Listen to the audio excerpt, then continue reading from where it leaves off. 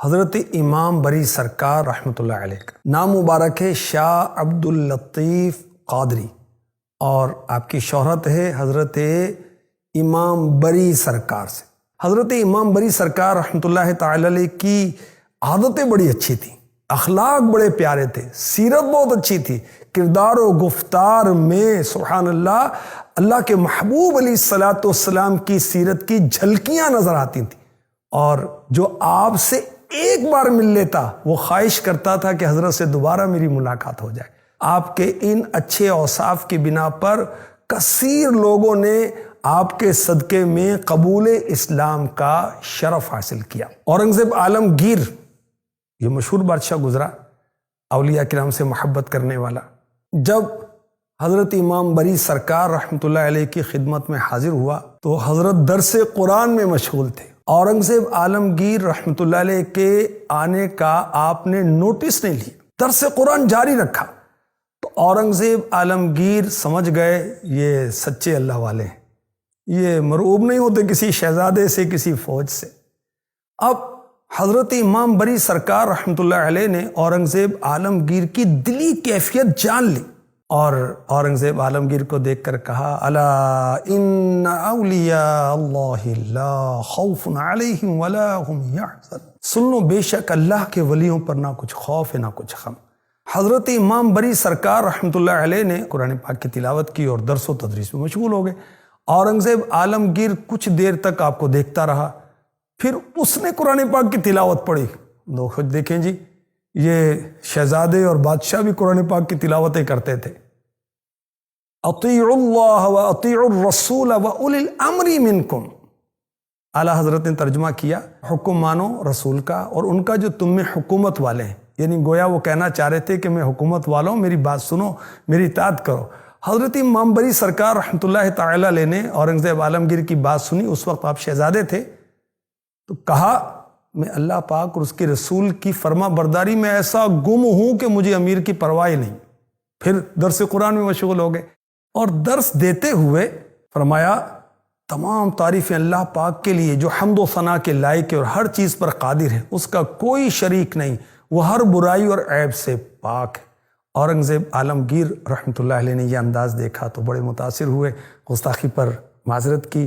حضرت امام بری سرکار رحمۃ اللہ علیہ نے معاف فرماتے ہوئے دعائے خیر سے نوازا، اور جب اورنگزیب عالمگیر نے ریکویسٹ کی کہ مجھے نصیحت کیجیے، تو سبحان اللہ حضرت امام بری سرکار رحمۃ اللہ تعالی علیہ نے دعا کی کثرت کرنے کی تاکید کی، نصیحت کی، اور کہا کہ جو شخص اللہ پاک سے دعا نہیں مانگتا اللہ اسے ناراض ہوتا ہے۔ دعا مومن کا ہتھیار ہے، دعا قبولیت کا یقین رکھ کر مانگنی چاہیے۔ شہزادہ اورنگزیب عالمگیر رحمۃ اللہ علیہ نے حضرت امام بری سرکار رحمۃ اللہ علیہ سے دعا کے قبول نہ ہونے کے بارے میں پوچھا کہ دعا ہماری قبول نہیں ہوتی، اس کی کیا وجہ ہے؟ فرمایا کہ دعا کی قبولیت کے لیے حلال رزق بہت ضروری ہے۔ فرمایا کہ دعا کی قبولیت کے لیے ایک شرط یہ بھی ہے کہ انسان ہر وقت اپنے گناہوں کا اعتراف کرتا رہے، اپنی غلطیوں پر اللہ سے معافی مانگتا رہے، آئندہ کے لیے گناہوں سے بچنے کی کوشش کرتا رہے۔ اس طرح انسان کی دعا قبول بھی ہوگی اور وہ گناہوں سے بھی بچا رہے گا۔ حضرت امام بری سرکار رحمۃ اللہ علیہ نے فرمایا ان قریب تم ہندوستان کے بادشاہ بنو گے۔ یاد رکھنا، جب تک رزق حلال نہیں کماؤ گے، اپنی اولاد کو اچھی روزی نہیں کھلاؤ گے، تمہاری دعا قبول نہیں ہوگی۔ کیسا اثر ہوا کہ شہزادہ اورنگزیب عالمگیر بادشاہ بن گیا، مگر ساری زندگی قرآن پاک کی کتابت یعنی قرآن لکھ کر اس کے حلال روزی سے اپنا گزارا کرتا تھا۔ اللہ اکبر۔ حضرت امام بری سرکار رحمۃ اللہ علیہ کے القابات ہیں شیخ المشائخ، سلطان السالکین، رئیس العاشقین، شیخ العارفین، پاک و ہند کے سلسلہ عالیہ قادریہ کے مشہور اولیاء میں سے آپ ہیں، سید گھرانے سے نسب ملتا ہے حضرت علی رضی اللہ تعالی عنہ سے۔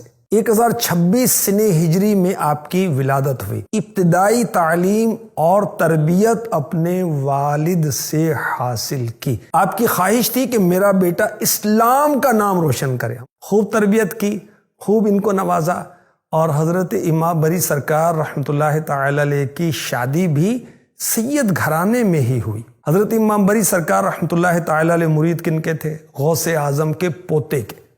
ان کا نام مبارک ہے جمال اللہ حیات المعروف بالا پیر رحمۃ اللہ علیہ۔ 1171 سنہ ہجری میں آپ نے 91 برس کی عمر پا کر دنیا سے پردہ فرمایا، اور ہزاروں لوگ آپ پہ مزار پر انوار پر حاضر ہو کر ایصال ثواب کے نذرانے پیش کرتے۔